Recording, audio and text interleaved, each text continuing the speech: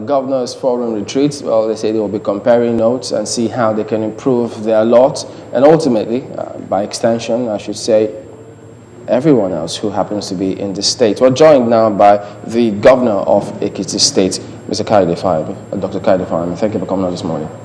Mr. Fayemi is fine. Okay, but yes, you also do have that as an academic one, so we should state it. It's true, it's not honorary. Exactly. So I know that there's always this that will come up, and you expect that as well.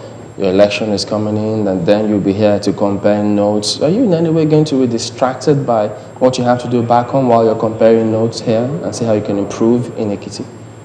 Not at all. The election has a structure. It has a campaign organization. I'm just the ambassador in the entire process. So what I'm doing here too is complementary to what is going on at home. You know, we see some of the montage, the promo that you do while you're running for office. You talked about agriculture. What have you done exactly in agriculture? Well, Ekiti is an agrarian state. The bulk of our population is actually on the farm, but it's been largely subsistence farming. So what we've been doing is transitioning from subsistence farming to modernized commercial agriculture. And you have to straddle encouraging investment to come in without killing the peasant farming population. So over the last 3.5 years, we have encouraged younger farmers to the farm. We have a program called Youth in Commercial Agriculture Initiative that has brought in both direct and indirectly about 20,000 people on the farm. Of course, we support them with inputs, we support them with clearing of the land, we support them with management skills, we support them with marketing. But essentially, what we do is address the question of the aging farming population and also support the peasant farmers whilst encouraging big-time agricultural entrepreneurs to come into the state. So would you say young people are getting into agriculture in Ekiti? Oh yes, in Ekiti, big time. Young people are getting into agriculture. You have actually professionals like you leaving journalism, leaving medicine to come into agriculture. That's interesting. But then, now that notes will be compared to see how you can improve, what has agriculture, to what extent has it contributed to the unemployment state in Ekiti?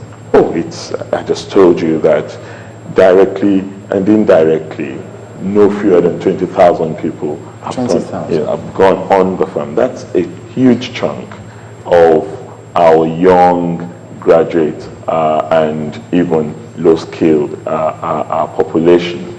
And as I said, Ekiti is agrarian. What we're just trying to do is develop the full value chain of agriculture in our state and get more people involved in it in a manner that they can earn a decent living, not a misery wage from agriculture. Because part of the problem why people are not on the farm is that they don't want to do farming the way their parents did it. They want to really get tangible benefits from going on the farm. And that's where the market, sorry to cut you there, but that's where the markets come in. Because a lot of people say that oftentimes it's not like I say farmers don't farm enough. It's just that their products, they don't know how to store them, or there's no facility to store them, and then access to markets is always a major problem. Oftentimes before the products to get there, more than half of them have already run out. So how are you addressing these problems? I mean, how is it that farming is attractive? I mean, aside the implements you're providing for these young people, how are you also addressing the problems that affect profit ultimately? Well, there are clearly structural issues to be addressed, including marketing of whatever has been produced by the farmers. And there are only two ways to do that: to encourage local markets. I mean, you have local service sector, the hotels, the schools, the various establishments, to buy locally, and two, to create markets outside of the state. One market that is usually heavily targeted by us, not just Ekiti, but also other states in the southwest, is the Lagos market. The Lagos market is a huge market for agriculture. Averagely, every day in Lagos, people probably consume food worth about 4 billion. Even if you use a very low level $1 a day expenditure by each individual. So if you go into some places in Lagos, you find Ekiti rice there. It's labeled Ekiti rice? It is labeled Ekiti rice. That's interesting. How does it tie in? Because you know that, as you rightly pointed out, all the other states around you as well, there's Ondo, there's Osun, you know, how does your own economy tie in with theirs as well? That's precisely why we have what we call the development agenda for Western Nigeria. Only 2 weeks ago, all our commissioners for agriculture had a retreat with the Honorable Minister for Agriculture to develop a coordinated regional strategy, a common agricultural strategy, which, of course, achieves precisely what you're saying. That cut across party lines? Across party lines. DON is not a party thing. DON is a development agenda, and it involves all the states in the southwest. In that case, tell us then about what we talk about quite often in this country, about us drawing the lines between politics and governance. Have we been able to do that properly? Well, it depends on the individual and state circumstances. In Ekiti State, for example, I have an election coming on, but governance has not stopped. I still hold executive council meetings. We still award contracts. We still receive people. We still do that which brought us into government in the first instance. But it's not distracted me from also campaigning. This is governance. This is not politics.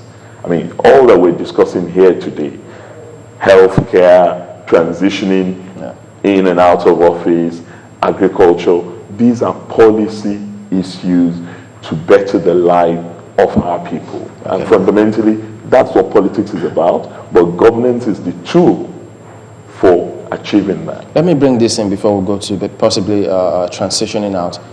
You've done extensive academic studies on security.